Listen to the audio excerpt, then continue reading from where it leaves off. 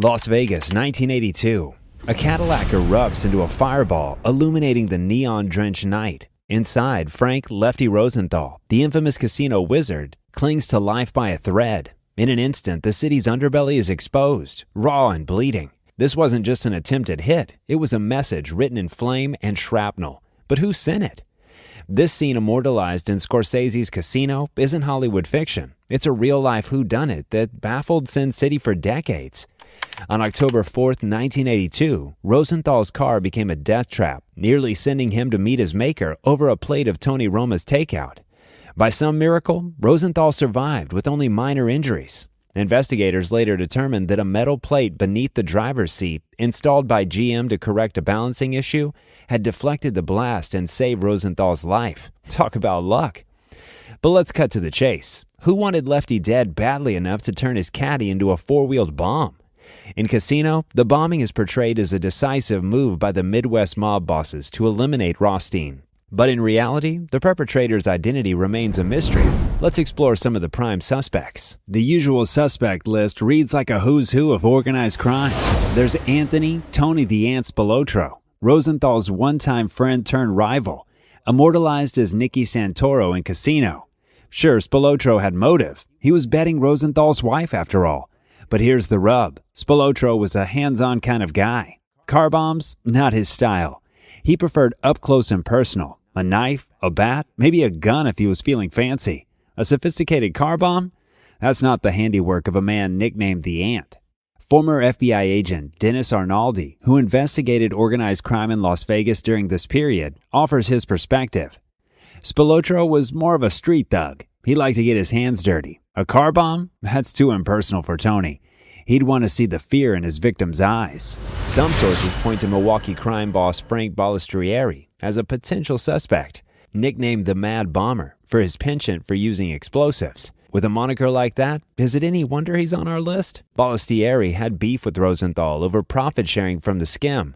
And let's face it, when a guy's known as the Mad Bomber, you don't exactly need Sherlock Holmes to connect the dots. But sometimes the obvious answer isn't the right one.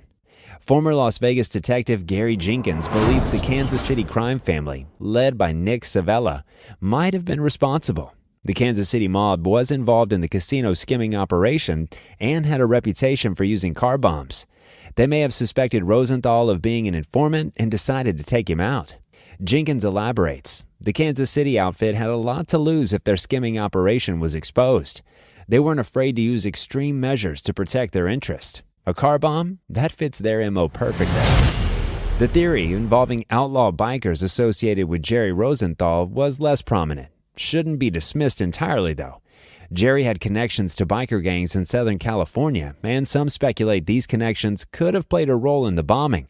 However, the sophistication of the attack seems beyond the typical capabilities of biker gangs, making this theory less plausible than others. John L. Smith, a veteran Las Vegas journalist, shares his thoughts on this theory. The biker angle is intriguing, but it doesn't quite add up. These guys were more into drugs and petty crime.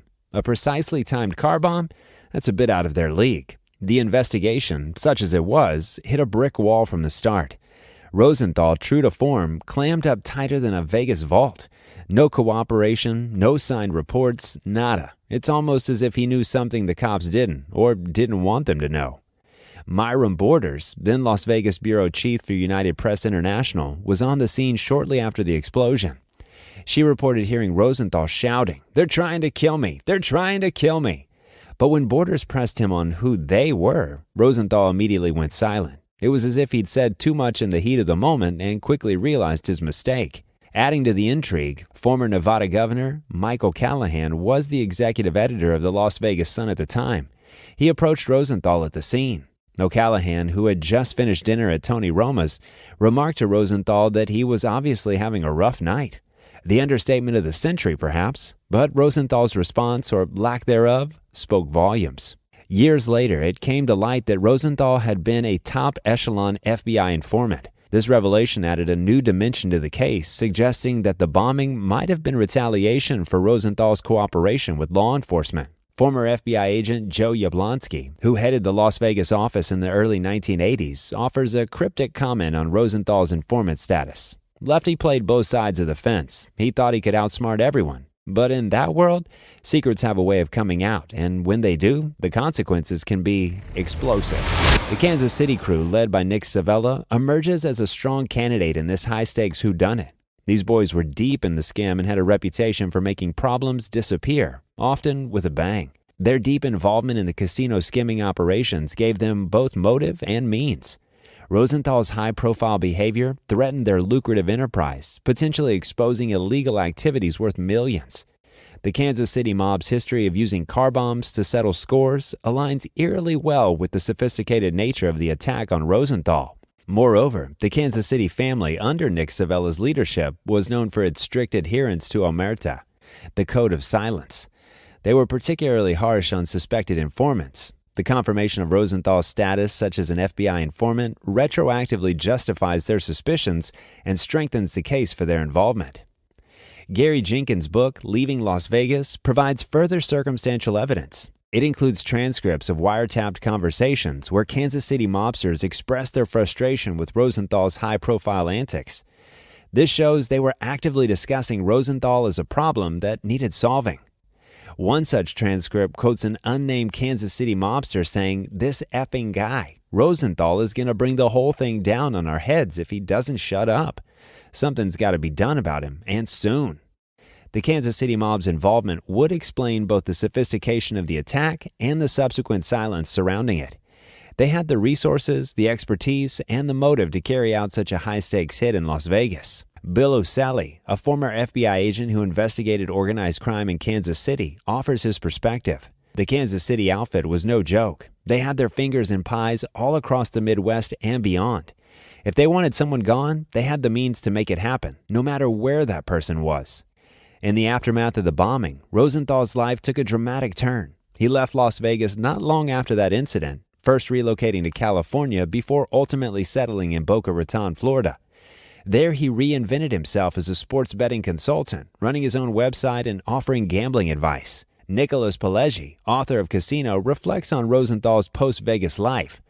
Lefty was a survivor. He walked away from that explosion and managed to build a new life for himself. But I don't think he ever truly left Vegas behind. It was always there, lurking in the rearview mirror. So what do you think? Was it the Kansas City bomb squad, settling scores from afar? Or is there another player we're overlooking in this high-stakes game of elimination? The truth is out there, buried somewhere in the Nevada desert, along with who knows how many other mob secrets. One thing's for sure, in Vegas, the house always wins. But on that October night in 1982, death came up snake eyes and Frank Rosenthal lived to gamble another day. As Oscar Goodman, former Las Vegas mayor and attorney to many mobsters, including Spilotro, once quipped, "In this town, the only thing more explosive than a car bomb is the secrets people keep." And Lefty, he had more secrets than most.